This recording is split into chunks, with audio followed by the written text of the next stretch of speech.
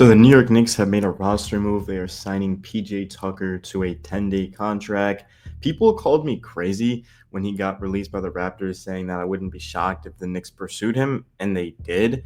The reason why, and I'm just guessing, obviously I'm not in the Knicks organization, but PJ Tucker's won a championship. He plays high-level defense. You look at the current veterans on the Knicks: Jalen Brunson, Karl-Anthony Towns, Mikal Bridges, Josh Hart. They haven't won a championship. Not to say that they don't have like the toughness of a PJ Tucker, but that's something that's certainly missing in this locker room right now. He's just a no foolishness type of guy. Covered him when he was with the Rockets for all those years. I like PJ a lot. Can shoot the corner three ball, rebounds, defend, can switch. I'm not exactly sure how much he's going to play, but this is big. Like, I actually enjoy this signing a lot, just given the fact that he can play so many different positions. So he's versatile. He can play the 4, the 5, the 3. Come playoff time, he's going to be able to give the Knicks good minutes. I get he's 39 years old or however old he is now at this point, but even veterans at that age can still give you things like they did in their prime in certain sort of spurts, right? So PJ, let's say he plays 10 minutes, like he can still give you a high level 10 minutes. I mean, he can be like a plus 10 in those, and that's huge too. And in the bench, there's just no depth, if I'm being honest with you. I didn't see last night's game. I think that was the first game I've missed all year. I didn't miss much. Knicks only scored 95 points. Clippers have an elite defense. Obviously, no Jalen Brunson. Mikal, good game for him. He had 22 points. OG was 4 of 15. Cat was 8 of 21, 23 and 10.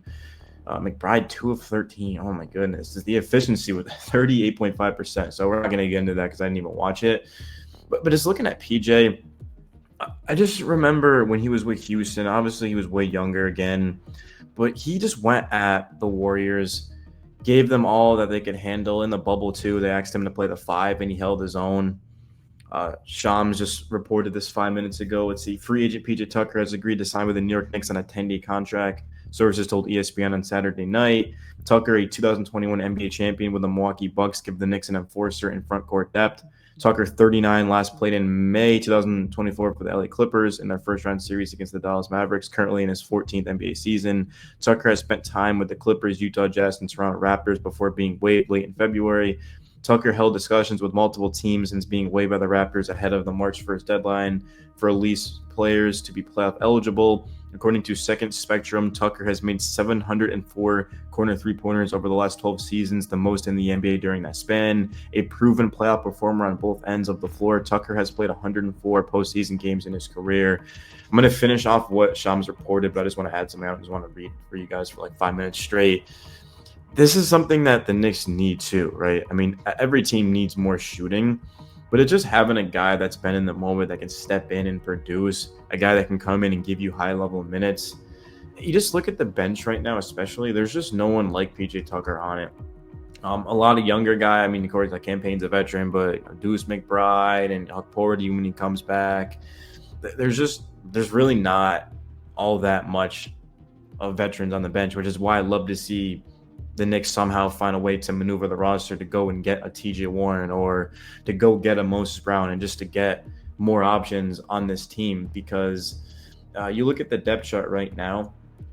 Let's just assume we're fully healthy. Hopefully that's going to be the case. But Brunson at the 1, Mikal at the 2, Hart at the 3, OG at the 4, Cat at the 5, and on the bench you're going to have Payne, McBride, Mitchell Robinson. That's going to be 3 guys. Now you've got PJ Tucker. That's 4. And then TJ Warren would be great there. Of course, Landry Shamet definitely, I think, deserves minutes. He's been shooting the ball well. He's been absolutely on fire of late, like the past 15 or so games. So Precious, if Tibbs wants to go that route. I don't expect to see Tyler Kolek play last night. I don't think he did. Did he? No. Kolek isn't even listed here. I see Bijan, I see Watson, and I see Wright. So the Knicks played 3 guys off of their bench and a back-to-back without Jalen Brunson. That is laughably bad. Mikal, 43 minutes. Like, Josh Hart played 46 minutes. He had 20 rebounds. I just noticed that. 18 of them were defensive, 6 assists. The funny thing is, well, unless you bet on it, but Hart didn't hit his points. I think his line was – actually, maybe he did. I don't know what his line was. They probably raised it because of Brunson was out. But Hart, what a crazy performance by Josh Hart. He was only a -6 too. The rest of the starters were all -8 or worse. So yeah, not the prettiest game, but I mean the fact that the Knicks only lost by 10 on a back-to-back without Brunson against the Clippers is actually kind of impressive, man. I knew they were going to lose, but I thought it would have been by more. The Knicks rank in the top 10 in corner three-pointers and are last in bench scoring. Mikhail's unbelievably good in the corner, so I'm not too surprised by that. Making a depth signing and Tucker beneficial for both sides, so that's just continuing on the sentence. Tucker is expected to be an option for the Knicks coach Tom Thibodeau across all front court positions while providing support for Karl-Anthony Towns, Mitchell Robinson, and Precious Achiuwa at center. I don't think we're going to see much of PJ Tucker at center. I think we're going to see him at the 4 and the 3 primarily. Maybe if Tibbs wants to go that route, he can. If he just wants to space the floor with that. I mean, actually, I think I'm wrong. I think we actually will see a little bit of PJ at the 5 because, especially against Boston, I know Porzingis against Tucker is not ideal, but just space them out and say, hey, look, you want to help out on Brunson? Okay, here's OG on the elbow right for 3. Here's PJ and Mikhail in the corners. The one issue with that is Josh Hart.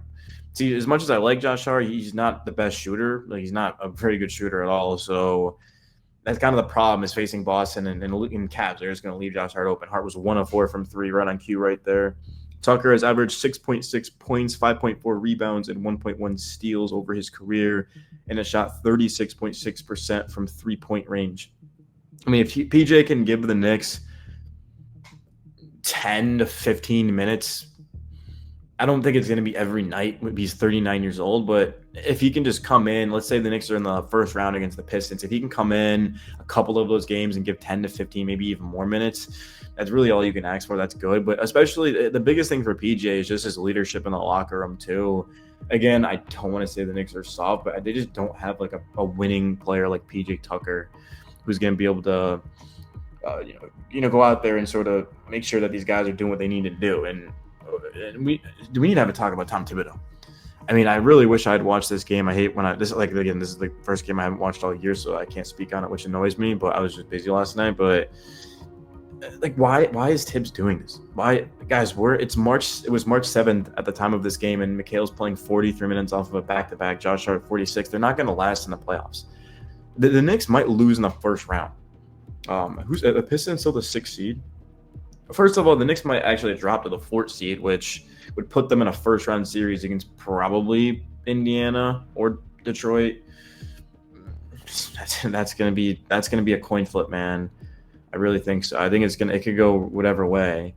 If the Knicks do get the 3 seed, they play the 6 seed, 4 and the 5 play. So there's not. I mean, the only difference between being the 3 or like the 4th seed is just who you play in the second round. If the Knicks were the 4th seed, they would play Cleveland. If they were the 3rd seed, they played Boston. I think everyone listening right now would rather play Cleveland, not to diss on Cleveland because I got a lot of respect for them. But I mean, Boston's just unbelievably, ridiculously good. I don't think the Knicks might win one game if they're lucky against Boston right now. But yeah, PJ Tucker is signing a 10-day with the Knicks. If I was Leon Rose, I think what I would do is I'd waive Delon Wright. He's not even playing in a back-to-back. Why the hell is he even on the roster? I would waive Delon Wright. I'd bring in TJ Warren. Now you've got a lot more versatility. And then there's really no one else to let go of. I mean, you're not letting go of your rookies. There's no two ways open. There's really not much the Knicks can do. I mean, I'm fine now that with PJ's there. You've got Mitch, PJ, Cat, Precious, and Okporti. If you don't need Moses Brown at that point, and I know it kind of sounds stupid, but it's like the truth. So TJ Warren just the wings are something the Knicks need. They got Brunson, McBride, Payne, Kolag. I don't really think they need more guards, but just you can never have enough wings if you think about it. So that's really all I got for you, man. I don't know what else to say, but hopefully you guys had a good night. Probably not, considering the Knicks lost by 10.